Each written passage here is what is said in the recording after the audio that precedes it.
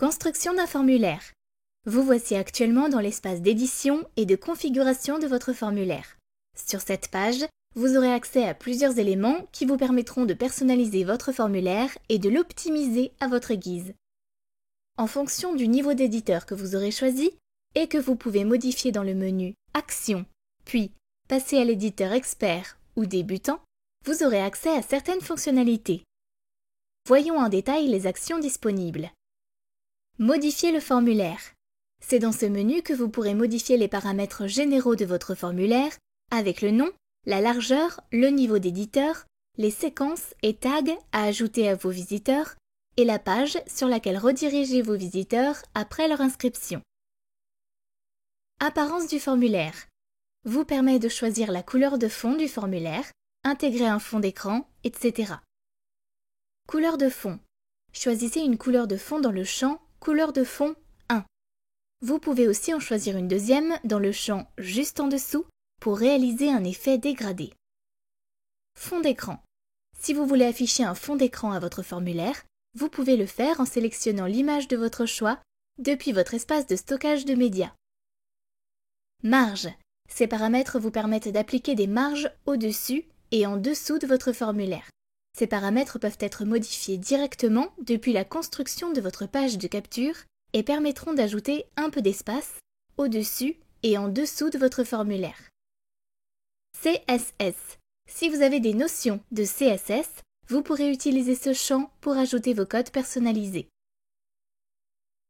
Changer d'éditeur. Vous avez la possibilité de passer du mode éditeur expert ou débutant dans ce même menu. En mode expert, vous avez accès à de nombreuses fonctionnalités supplémentaires comme la possibilité d'ajouter des éléments, de les déplacer, les supprimer, etc. Éditeur débutant. En tant que débutant, vous avez la possibilité de changer le contenu de tous les éléments intégrés dans votre formulaire. Pour ce faire, vous n'avez qu'à passer votre souris sur un élément pour voir apparaître le lien « Modifier ». Une fois que vous aurez cliqué sur ce bouton, vous pourrez modifier les différents paramètres de cet élément, mais aussi cacher ou non cet élément en cochant la case « Cacher cet élément ». Éditeur expert. Vous êtes actuellement dans le mode éditeur expert. Cela signifie que vous aurez accès à l'ensemble des fonctionnalités d'édition et d'administration de LearnyBox. Vous avez maintenant la possibilité d'ajouter des éléments. Il s'agit de différents types de contenus que vous pouvez ajouter à votre formulaire, comme par exemple un champ, un texte, etc. Vous pouvez déplacer un élément en cliquant et restant appuyé sur le lien « Déplacer ». Si vous voulez ajouter une zone, vous n'avez qu'à vous rendre en bas de votre page et cliquer sur « Ajouter une zone ». Pour ajouter un élément, repérez la zone dans laquelle vous voulez ajouter votre élément. Regardez ensuite la partie supérieure de votre zone et cliquez sur « Ajouter un élément ». Vous pourrez choisir ici l'élément de votre choix parmi tous les éléments proposés, tels que champ, bouton de validation, texte, code HTML, images, etc. Les zones indiquées précédemment sont des emplacements qui comprennent des éléments. Ces zones peuvent être déplacées comme bon vous semble.